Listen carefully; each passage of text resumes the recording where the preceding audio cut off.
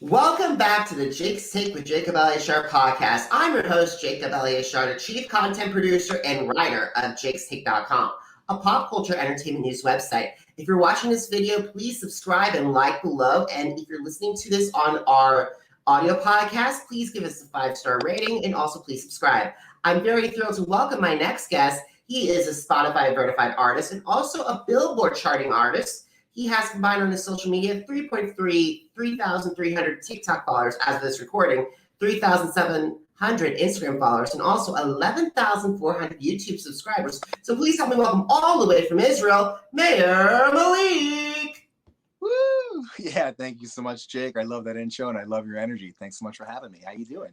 I'm doing great. Thank you so much for taking time. So guys, this is probably my longest interview today, long distance interview, because we're based in Kansas City and Mayer's in Israel. So it's like almost 7,000 miles. Like swimming to feel each other here. Not even a question. It's a miracle. This technology is miraculous. And thank God for it, because we could have been neighbors and having to do the same thing because of the corona, you know. I agree. So let's get started. So Mayer, when did you get interested in music and how did that passion evolve into desire to pursue a career in the recording industry? Wow. So when I was 3 years old, my grandmother gave me a violin, and she had survived World War II. She had survived the Holocaust, Auschwitz. And when she went home, everything was gone. Her family gone, but her brother's violin survived, and she had given me this violin when I was 3 years old. And no pun intended, I was fiddling around on this violin when she gave it to me. She also gave me this piano, and that just it got me in. It opened the door for me. But then when I was older, I found this electric bass in the attic of where the air conditioning unit was in my parents' pizza shop in Manhattan, in New York, where I grew up. And it was like Sword from the Stone. And this electric bass was just glowing, and I was just getting into it. And I found that there is a medium between rhythm and tone and its groove of bass. And I fell in love with the bass, and I picked up the bass. Then I was in the backseat of my friend's car, and I heard this CD playing. You remember what CDs are? Of course. And it was C. Lansbaum, guitar virtuoso, playing classical guitar. And I was like, I'm going to learn how to do that. And I called him from the back of the CD. I'm like, can you please teach me? He's like, no. And I called his wife. I'm like, can you please get your husband to teach me? And I was onto something there, because I tried for another month and I finally got him to teach me. And I studied with him for 2 years. And that was my way in. Yeah. That's amazing. Persistence paid off. Totally. By the way, he eventually went on to produce Pete Seeger and win a Grammy. So his persistence paid off too. He was Absolutely. So speaking of role models and teachers, so who are your music industry role models and how do they influence your sound? I want to answer that, but if I just have to ask you, did you just have a birthday? Yes, I did. Happy birthday. I think I saw it on Instagram. We became, follow each other. I saw your stories. I just wanted to wish you a happy birthday before I forgot. It's super important, It's the new year, and it's also new year for you. Absolutely, Mia. Thank you so much for the birthday wishes. So let's get back to our conversation. My man.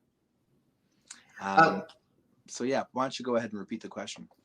All righty. So who are your music industry role models and how do they influence your sound? Cool. So I have two different kinds of music industry role models. I have those who are role models inside of the, artistry, and I have those who are role models inside of the business itself. And those are two very important parts of the industry, and I'm going to explain to you why. Ronnie Vance, who signed Gwen Stefani, Tupac, Bruce Hornsby, he was the vice president of Geffen and Interscope. 3 people called him about my sound when I was out and about performing live solo as a solo artist, without a band, I mean. And he came and he asked me to play me the songs through, and I played him around 200 songs. In the middle of the songs, he was like, next, until 2 weeks later, he sent me an email. Hey, did you write anything new? Another 2 weeks. Did you write anything new? Another 2 weeks. Write anything new? Eventually, it was the song Sensitive that I had written. I sent him Sensitive, and he's like, good. And you know what he taught me? He taught me that there's making music for your friends, and then there's making music for the industry. And those are two different things. But if you can do both, and this is not him speaking, this is me speaking, if you can do both, I think you're hitting a certain sweet spot because you have to be true to yourself. On one hand, on the other hand, you also have to think, wait a second, why does something succeed at all? It's because people want to hear it, especially nowadays where who's deciding what's played? People with their own fingers and their own ears on Spotify. Plus, obviously, the algorithm, yes. But the algorithm is based upon what people like. And so I think it's really important to stay true to yourself. So Ronnie Vance has been super big influence on me from that side of the music industry. But in terms of the artistry, wow. Shlomo Carlebach, Bob Dylan, Simon Garfunkel, Beatles, The Doors, Bob Marley, Michael Jackson, Jackson 5, Ray Charles. The list goes on. Oh my God. All of the greats. What? The greats. Greats, yes, definitely the greats. It was my 19th birthday, and I got this CD of Bob Dylan, and it was something from the past, but the sound, I could hear that, I could still hear it, and it inspired me. So you know what? I'm writing songs, I'm writing poetry, I can do this, and that was also something that let me know that I can do that. I know. You're not the first guest to talk about Bob Dylan. One of my friends, Trapper Shope, he actually co-wrote one of Bob Dylan's missing song lyrics. No way. Yeah, it's one of my. It's amazing that he actually co-wrote it, and his legal team approved it. That is super incredible. Who's your friend? Trapper Shope. Trapper Shope. He is a guest, guys. If you missed an episode, go back. He's a really good episode to listen to, and he can best tell you that story.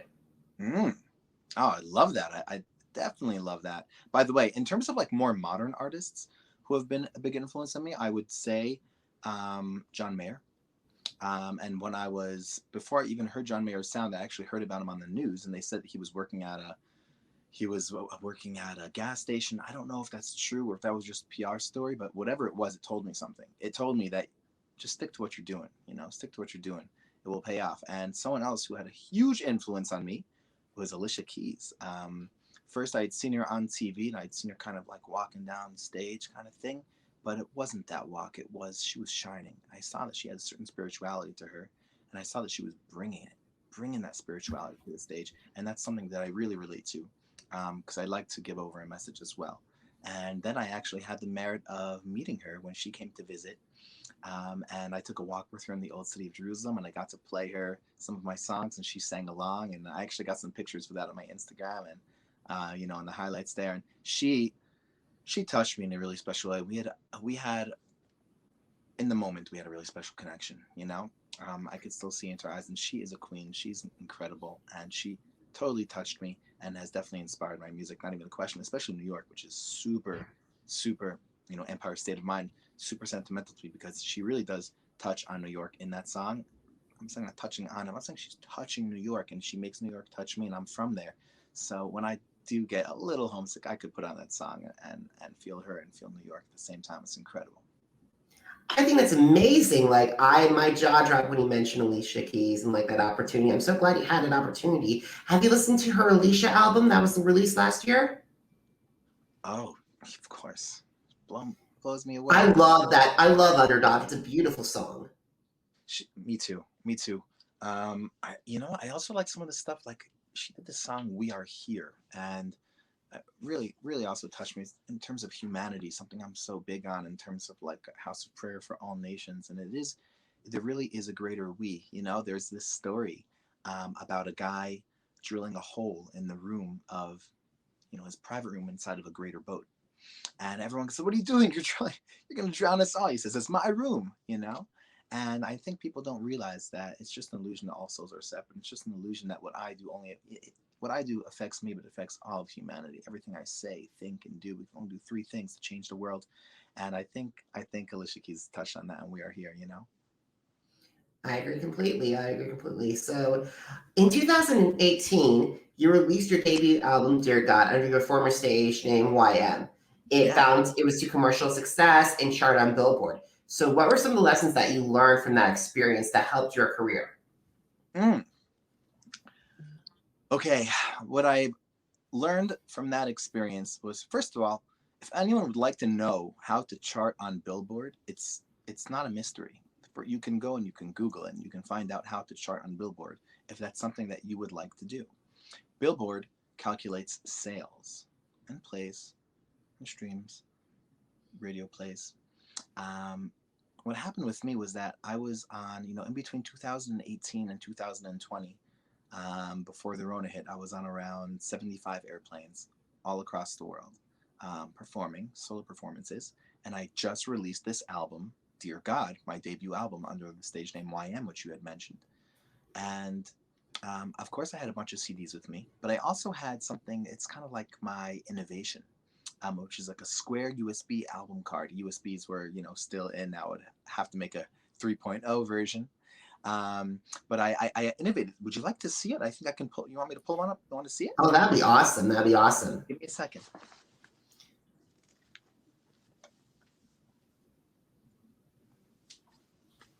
Here it is. So everyone knows that CDs are food for the whales, but everyone wants to buy something after show because people are super inspired. They'll buy a T-shirt, they'll buy they'll buy something, but they would like the music. That would be great. And so I created something which is eco-friendly because you're not going to throw it away because it's reusable, and it's a square. There it is. It's a square. Oh wow! USB album card, and out pops the USB just like that. Now they. Oh wow! Yeah, and they have credit card sized ones. But I kind of made the square one on my own. I got in touch with the manufacturer in China, and I was like, you know what? It's got to be square because the CD was square. Well, not the CD itself, but the packaging was square, and the vinyl was also round, but the packaging was square. And I wanted to keep that square thing going. And that's why I made this. And people were really inspired to buy them after the shows as well. Not just also because it was something new, and they felt it was also eco-friendly, and they plastic, the CDs, everyone knows, like you keep your sentimental CDs, I guess, but everyone's getting rid of the CDs, and it's kind of sad. Plastic is destroying the world. So I had figured out how to report sales to something called Nielsen Sound Scan. And Nielsen I've heard of Nielsen. I've heard of Nielsen for the TV, but it's K2. But can you describe to our audience who's not familiar with Nielsen Sound Scan about it? Yeah, exactly. And Nielsen Sounds, if you report your sales to Nielsen Sound Scan using something like Single Music, who's part of Shopify, if you sell something via Shopify, you can connect it to it's kind of like an extension or an add-on. It's Single Music, and they will report your sales. They'll verify your sale first of all, and they will report your sales to Nielsen Sound Scan. Nielsen Sound Scan reports your sales to Billboard.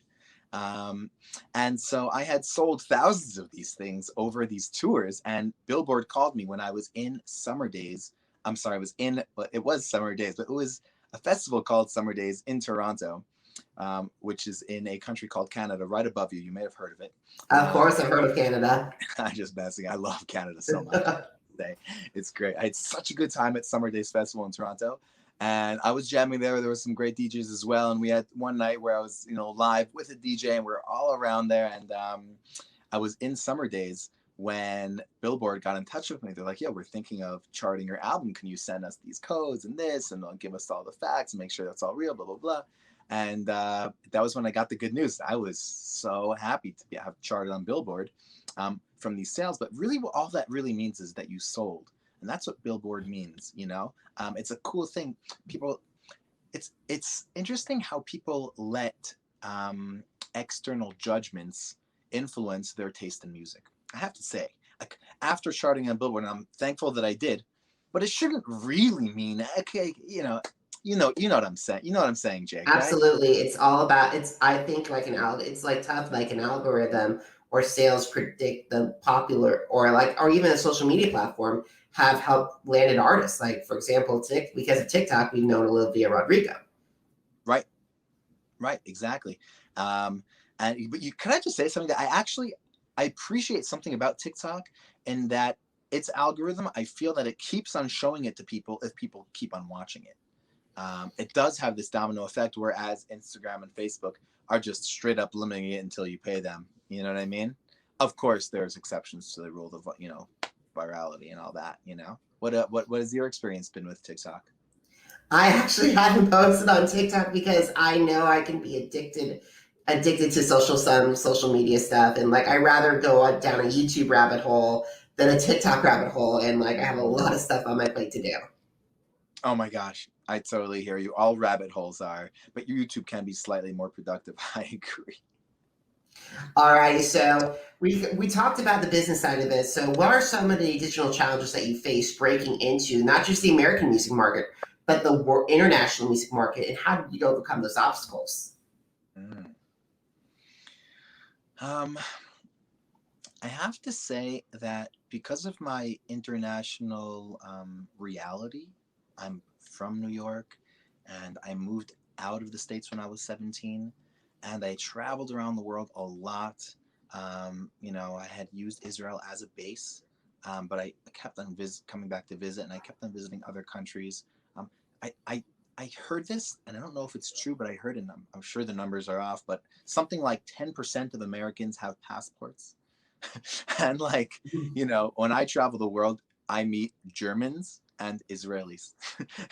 Of course, some people from elsewhere, but they're everywhere, and they're really traveling a lot. And I find myself traveling a lot as well. And so much of it is your ability to network on social media, but also so much of it is going out, whether it's at night or it's on an airplane or on a boat or just getting out and going out. And because of that, I feel like it has been less challenging for me to make my stamp around the world with music because of the real relationships that I've cultivated with the most amazing souls around the world, and that actually has paved the way for me. And I can't really take credit for that. I can only just be really thankful to the creator of the world for the opportunity to go abroad and to perform abroad, and for the booking agents and the organizations and the ministries that sent me around in order to give over a greater message that we do not need to agree in order to love, and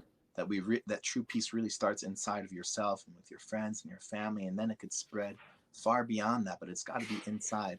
And I think it's because of that that universal message, and also the universal language of music, that I had an easier time. But if someone was having a hard time, and especially now during Corona, where you really can't get and just go jump on an airplane, or even if it was not Corona and someone's financially limited, I would say you are probably majority of your day, unfortunately, looking into a screen that is connected all over the world. And for some people, as hard it is to approach someone they have, a love at first sight crush on, at an event or a bar, or whatever it is, to walk over and break the ice and say hi. Some people have that same issue on social media, to just go and comment on someone's post and say, "You're beautiful," or "Thank you for sharing this." Whatever it is, go do it. Don't be ashamed. Don't be ashamed to shine your light from one side of the world to the other. And do not wait. Do not procrastinate. Do not say, "I'm going to do it later." Just do it right now. You've thought of it now. Do it now. Unless you have a master plan and your perfectionism might get in the way in that point. But, my advice is, don't be ashamed and shine your light from one side of the world to the other. You have something so special to share. And people are, even the most beautiful guy or girl is a little bit insecure and needs to hear it, that they are beautiful, and they would love to hear it from you, and that can That help is your international reach. Yeah. that is beautiful advice, and that's perfect for at our end of our conversation. We may have to revisit that. I think that's wonderful. I think people need to hear that. I want to talk to you about some of your songs, because when I first was turned on to you by Sense with the song "Sensitive." Oh, nice. What'd you think? I really love that song. It was great. I love the call and response. It was great. What's the story behind that? Man, rips my heart out just thinking about it and feeling about it. I can cry, well, that song has matured over time, just as we all have. But that song actually originated with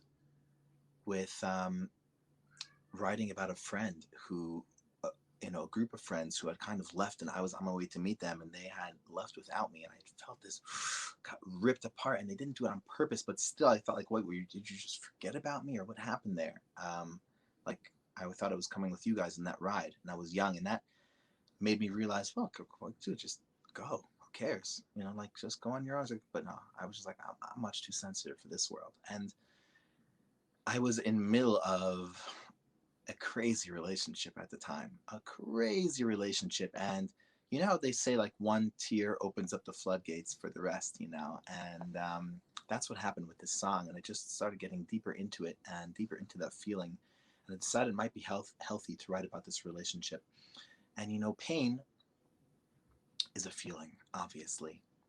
And feelings are not meant to be ignored, including the feeling of being numb. Some people think, well, then you're not feeling if you're numb. Well, no, numb is also a feeling. And the Creator has blessed us with feelings in order to feel them because there is healing in the feeling.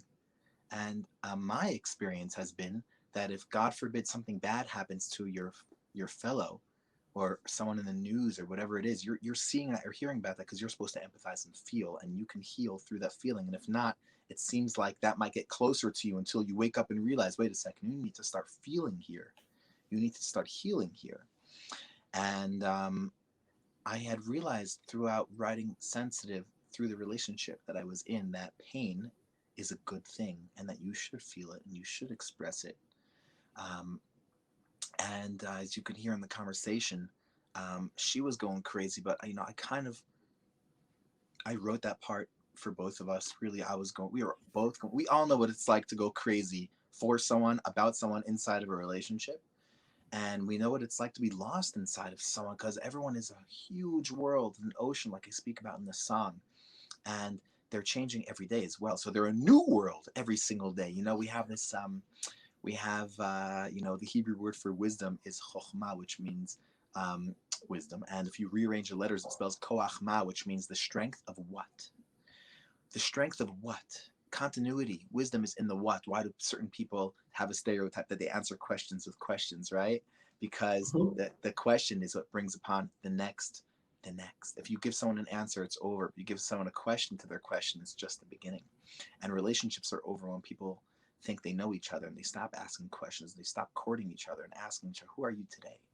And this song, Sensitive, was a great, I'm lost inside of you and I want you. And but you need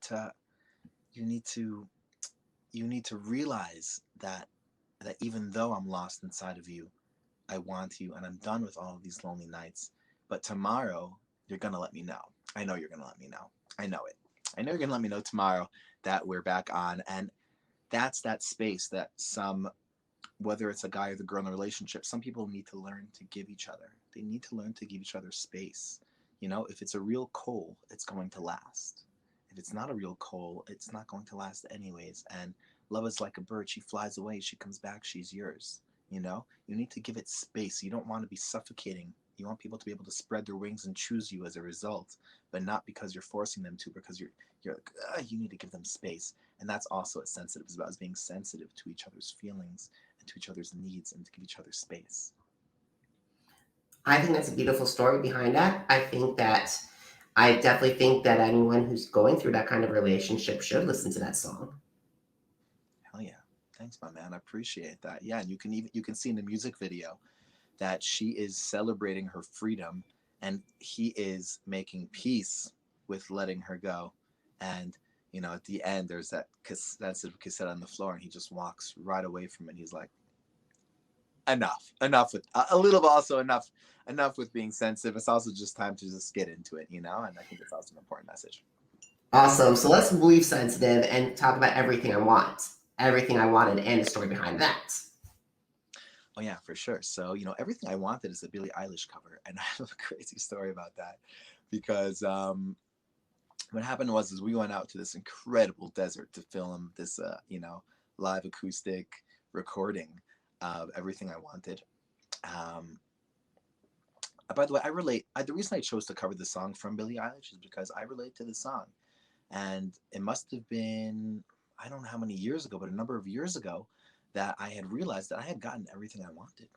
I really did. It was just, I had performed for so many, you know, when I say so many people, I don't mean like, oh, I've performed for so many people. I don't mean it like that. Just I performed for a lot of people and I've connected with them and I wanted that and I was praying for that and I got it. And then I had a recording and it charted on Billboard and I had sold and I had created and I had innovated and I had made a new sound and I was on TV and all these things. I was like, okay, I got everything I wanted. What's the point? What's deeper? What is the real hunger for? You know, they say that days are coming. There'll be a hunger in the world, but the hunger will not be for bread and the thirst will not be for water, but for this real connection with each other and the creator and the universe, and that is one of the things that people are really looking for.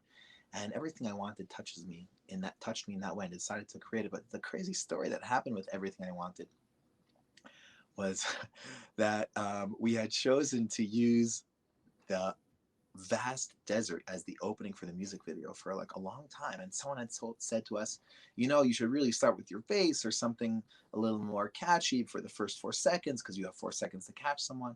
But the night after we had the conversation, during the day, Billie Eilish released her new song. I think it was called Your Power. Do you know? I think so. I think so. I think it was called Your Power, something like that.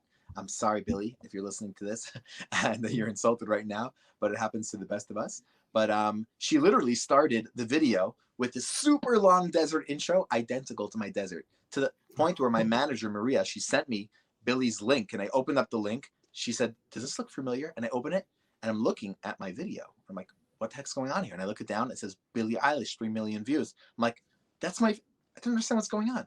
And it was just a funny thing that we had literally filmed the same exact video as Billie Eilish.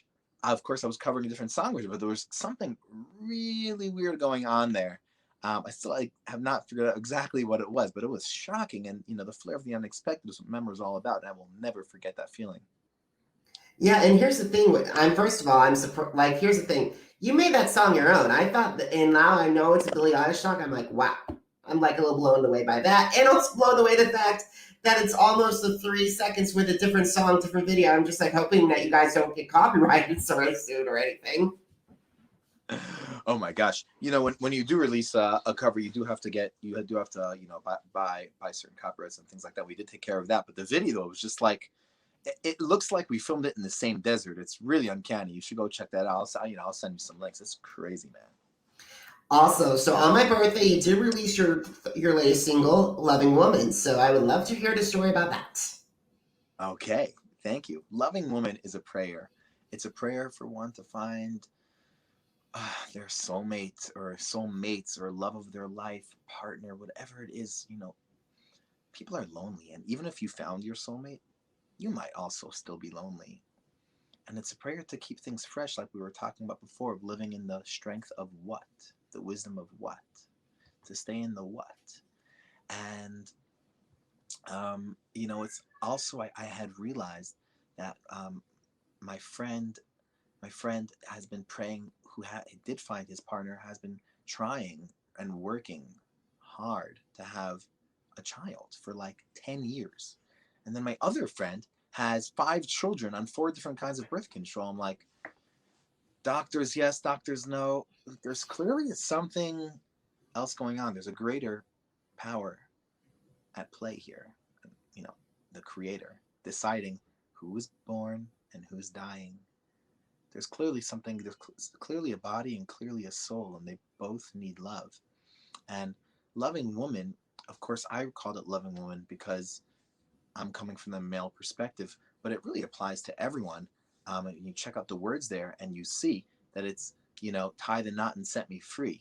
You want that person to be able to hold you tight, but at the same point, you feel so free because you have that. And when I'm with her, yes, I'm with her. When I'm gone, she could let me be. We spoke about that space before, the sensitivity to have that space to let someone be.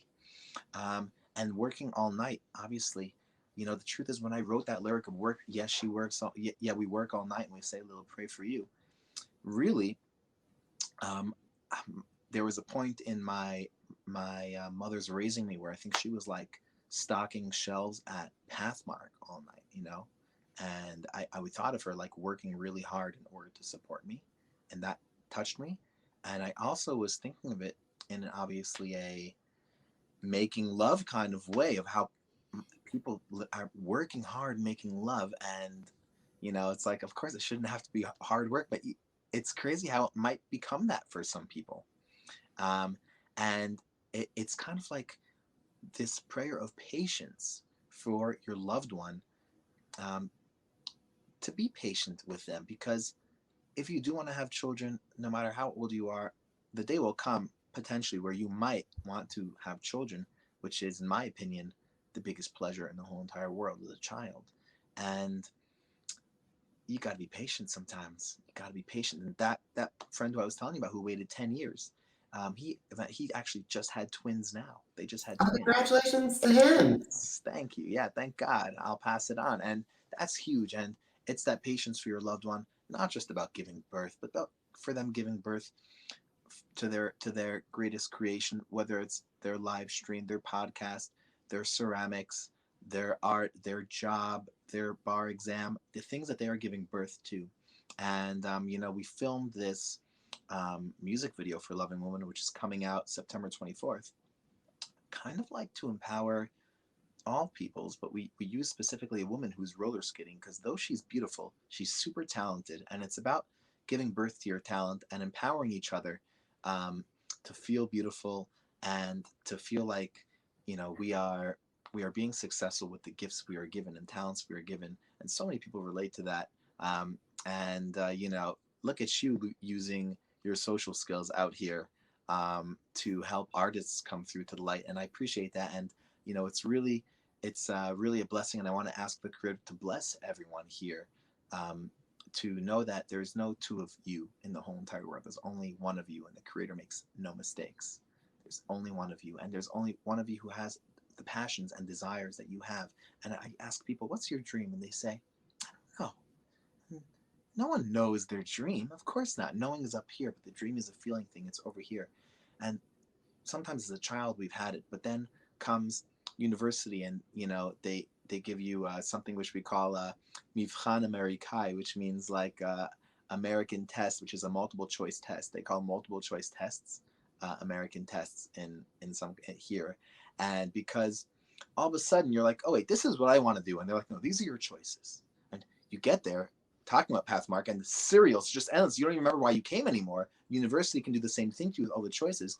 And it's really important to not live a multiple choice lifestyle, but to tap deep into yourself and choose whatever it is exactly that you want to do, and to believe in yourself that you can do it, and to never give up. To never give up, because if you never give up, you will succeed, but you must never give up. First of all, thank you so much for blessing this podcast and blessing my audience. I really appreciate it. We've never had anyone do that before. So thank you for that moving moment. And I totally agree with you with all the stuff going on, because I've definitely seen myself gone on to university, work in broadcast industry. And unfortunately, I graduated at the height of the Great Recession of 2010, 2011. So I had to work my way and start my brand from a blog. And now 2019 is on podcast. And here we are 10 years later. Yo, look at that, man. You see, you did it, dude. And you're here now. What's next for you? What's next? I'm not sure, because because you guys know I cover America's Got Talent. The biggest thing that has ever happened in my almost a decade of covering that show happened on Tuesday. And I had the opportunity to cover the virtual press room and talk with not just the contestants, including two of them who've been on my podcast before and who were so excited to see me, but also talk with Howie Mandel for the third time during the season, Heidi Klum for the second time, and for my first time in my career, Simon Cowell. Nice. How was that? It was great. It was an honor to talk with him, and it was an honor and have the opportunity to have the second and third time to talk with Howie Mandel and Heidi Klum. Mm-hmm.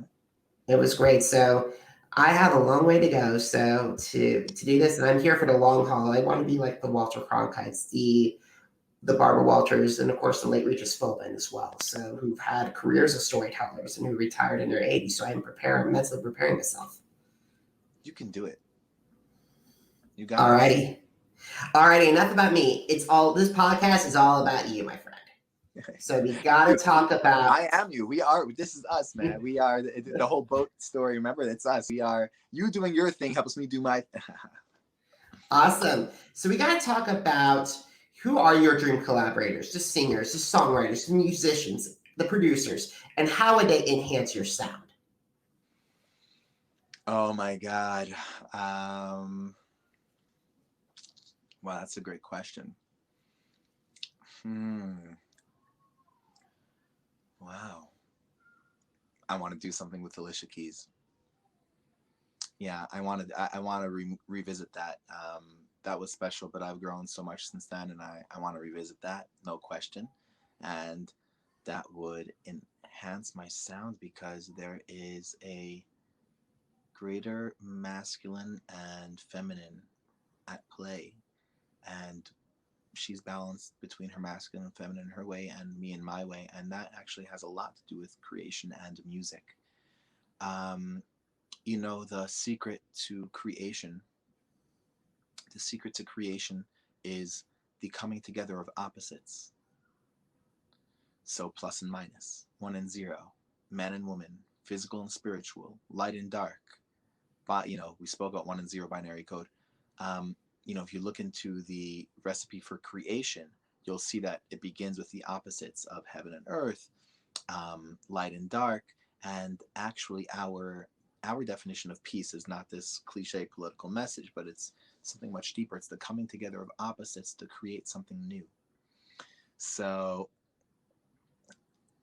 if you don't have that healthy friction, you're not going to create something new. If you're only agreeing all the time with everyone, there's not going to be much nuance. There will be some, but not much. But the greatest nuance comes when you have some healthy friction. It's like, I say this, no, I say this. Look, we want to make this work. And piece together, something new, a newer, greater reality, which the world needs right now. The world needs a paradigm shift and a newer, greater reality, a true peace, a peace that involves coming together of opposites and learning to disagree. Whether it's on a university campus where people aren't getting along because they disagree, people need to learn to disagree, and that's a good thing. A university textbook just has one line after another of one opinion. You got to look at a page of Talmud and see that it's hundreds of opinions, and that's a good thing to argue and to disagree and create this healthy friction. And I want to do that with Alicia Keys. I do. I think there would be some beautiful healthy friction there to create a new sound, and I would like to do that. Who else? Polo and Pan. Oh my gosh, do you know these two DJs, Polo and Pan? I have never heard of them, but please enlighten me. They're French DJs, and they're actually coming from the electronic world, and I'm coming from the singer-songwriter world. And I have just experienced this great revelation of collaborating with my buddy Boaz the Young, also known as Boaz van de Beats, who is from Holland and now is here in Israel. And him and I are collaborating. We did Sensitive together. We did Loving Woman. We're going to be doing Guitar Guy, and out in September, October. Yeah, we'll do Guitar Guy in October. We basically have like 8 singles coming up, one after the other. And if anyone's interested in hearing them, by the way, you just got, check them out wherever. Just follow on Spotify or on subscribing to YouTube, and you'll get notified. Or hit me up on Instagram at Mayer Malik, or wherever it is. Feel free. But Boaz also is coming from the electronic world. I know he's worked with Ariana Grande, and I see him sometimes mixing some stuff for Justin Bieber, whatever it is. And but I think he was coming from Diplo and from the electronic world. And working with him has been so great because it is these opposites coming together of electronic and singer-songwriter. And Polo and Pan, I'm loving their beats. I'm loving their song Nana. My one of the greatest percussionists, and he's also a great graphic designer and video maker and music production. His name is Ivan, and he's my man. And Itzo Design is what he goes by, ITZO. So he introduced me to Polo and Pan during a working session one time, and I've just been grooving to them, and I would like to collaborate with them somehow. Bring my singer-songwriter, mix it with their electronic vibe a little bit. I think it could be really cool. I think it's important that if you are coming from the strict acoustic, pure music world, to acknowledge that the electric side exists. It's not a bad thing. It exists, and it sounds good sometimes, many times, and it's got a that you just can't replicate anywhere else. And it's cool to combine that, and that's okay to bring opposites and nuance into the world. It exists for a reason, and I don't think it exists just to shut it down, And I think, yeah, that's a good start. Alicia Keys and Polo and Pan. Awesome. So while you guys start writing down the conversation, so my final question is, where can my audience connect with you? And also, where can they find your music, Mayer? Awesome. Well, you can go to mayermalik.com, MayerMalik.com. You can also search Mayer Malik on Instagram, again, MayerMalik, as well as on Facebook, which is really not so hot these days for some reason. I think the algorithm just out the window. TikTok as well, MayerMalik. Spotify as well, Mayermalik.